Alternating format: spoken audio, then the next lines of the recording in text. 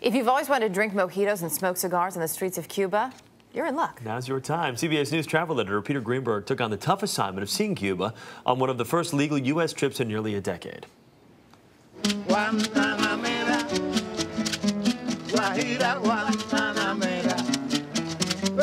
Stepping into Cuba feels very much like stepping back in time. 1950s cars and crumbling mansions line streets filled with legendary music and distinct charms. It's a place that has captivated and mystified the attention of its U.S. neighbors for years. We were on the verge of coming here, shall we say, less than legally. Like many Americans, Karen and Gap Kovac from Tampa, Florida, toyed with the idea of making the trip through a third country, but decided against it. Because I didn't want to lose my passport. I mean, you know, so I said, no, we'll wait until it clears. But on this trip, they landed in Cuba completely legally. We have around a 20-minute ride into Havana. For the first time in 7 years, adventurous travelers longing to see Cuba are finally able to satisfy their curiosities, all thanks to a change in policy implemented by the Obama administration earlier this year. But don't be misled. In order to see the sights, you have to play by the rules.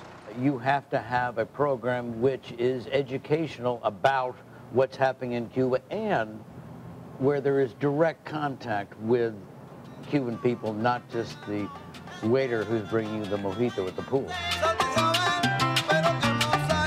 More than a dozen American entities have been granted licenses by the Treasury Department to bring groups of Americans into Cuba for either educational, religious, Let's go into the square.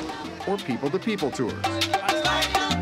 Newlyweds Jenny and Corey Davis jumped on one of the very first licensed tours with a group named Insight Cuba. They have to be cultural trips, so you have an itinerary, you have to stick with the group.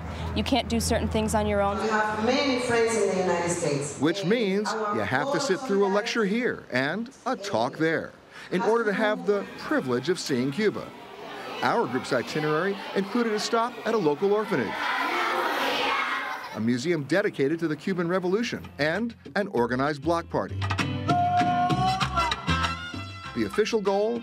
For Americans and Cubans to foster relationships lost under years of a strict embargo. Unfortunately, under that same embargo, while Americans can see Cuba, they can't bring much of it home. Buying anything classified as art is permitted. Purchasing the famous cigars isn't, but no one gets slapped for smoking them. Even with the monetary restrictions, there's no doubt that increased American travel will have a positive impact on the island nation's economy. It will mean more income in Cuba, both for entrepreneurs who run little restaurants and run a bed and breakfast in their homes, and artists and many others, and certainly more income for the Cuban tourism industry. Cubans caution that although helpful, this is only one small step. The real step would be lifting the blockade totally, without anything to say, you have to come under this category, you have to come under that category. So if people can go any place in the world, why not come into Cuba? For the foreseeable future, though, there's no other way around it. If you want to see, taste, and experience a country cut off from America for almost half a century, you'll have to participate in some pre-planned activities. But no one on our trip seemed to miss sitting by the pool. It has been such an incredibly educational experience. We have met very passionate people, and it is the people interaction that's been very valuable. And nothing could make the Cubans happier. They learn from us, exactly from us, from the Cuban people. That's important.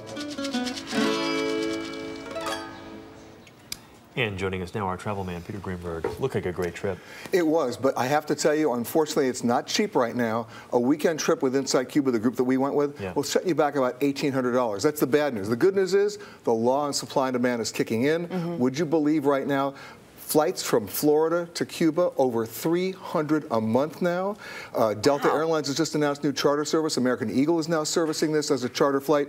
And you know, with more flights, those rates will come down. But go ahead. You know, any downtime at all on the vacation? You bet.